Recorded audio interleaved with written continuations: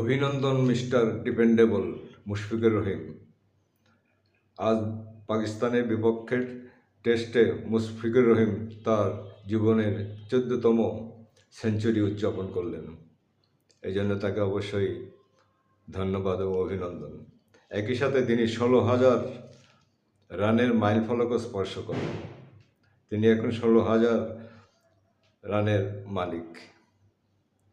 অভিনন্দন mister dependable. আপনার সামনে আরও অনেক কিছু দেওয়ার আছে, আপনি খেলা চালিয়ে যান, এটুকুই তো প্রত্যাশা করব।